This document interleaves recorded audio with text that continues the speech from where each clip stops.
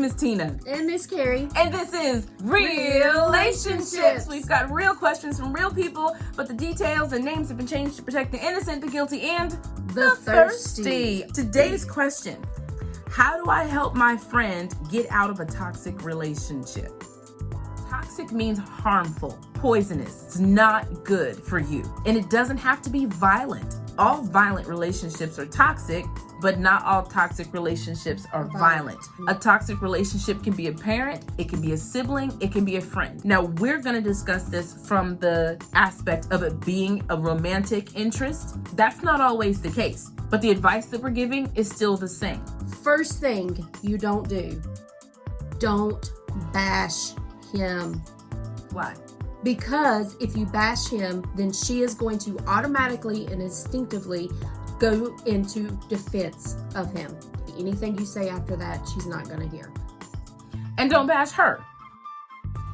Oh my gosh, you so stupid. That's not helping. Nobody's ever said, oh my gosh, I am stupid.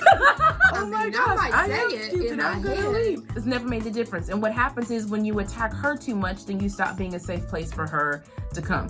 We don't want to push her away, and we don't want to make her dig in deeper, defending him and the relationship. So bashing him and bashing her are not going to work. No. Girls, you can't make the choice for her. And that's hard. You want to. You want to take their phone and you want to just do it for them. But you cannot do that. You cannot take her choices personally. It hurts when your friend is having a hard time and she comes to you for advice and you give her the best advice that you can and she doesn't take it. It can begin to feel like a personal rejection, especially if the person they're dating is causing her to pull away from you. She'll feel like she has to take sides.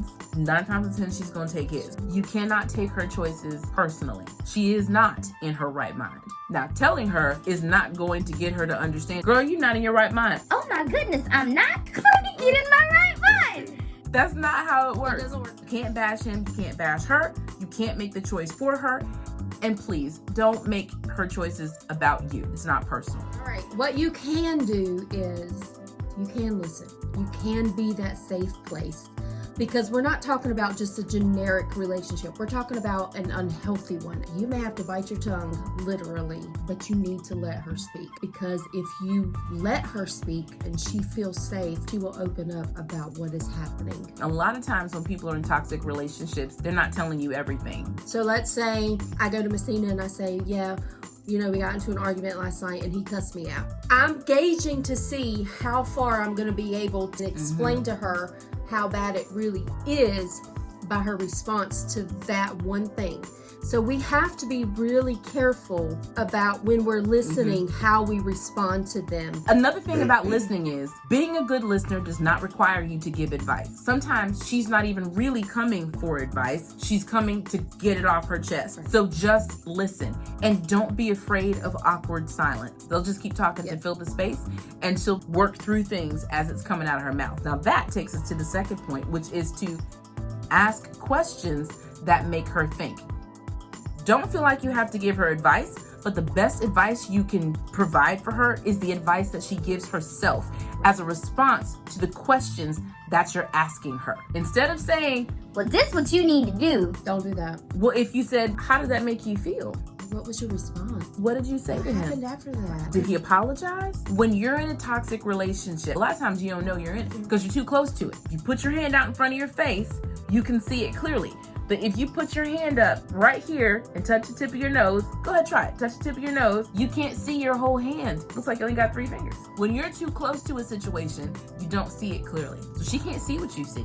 But as you ask good questions, you're pulling it outward for her to be able to get a better idea of what's actually happening as compared to what she thinks is going on.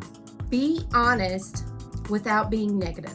So you need to speak truth in love, but you need to present it so that it isn't in an attack on either one of them. That way I get to say something that, again, makes her think, but I'm not making her choose. It's okay to say, honey, that's not healthy.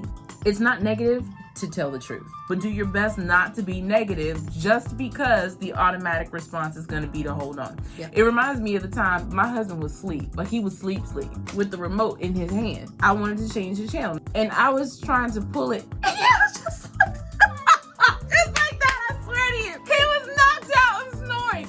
But just because I was pulling, he automatically started holding on to it. He didn't even know he was doing it. It's an instinct to try to hold on to things that you feel that people are trying to take away from you or that they're trying to take you away from. You cannot want it or not need it. That boy didn't need that remote, but he was holding on. And we'll do that with negative relationships. You can set boundaries for your friendship. If you're sick of giving advice that she doesn't take, stop giving it. You can say, now we've talked about this. You can't keep complaining about a situation that you choose.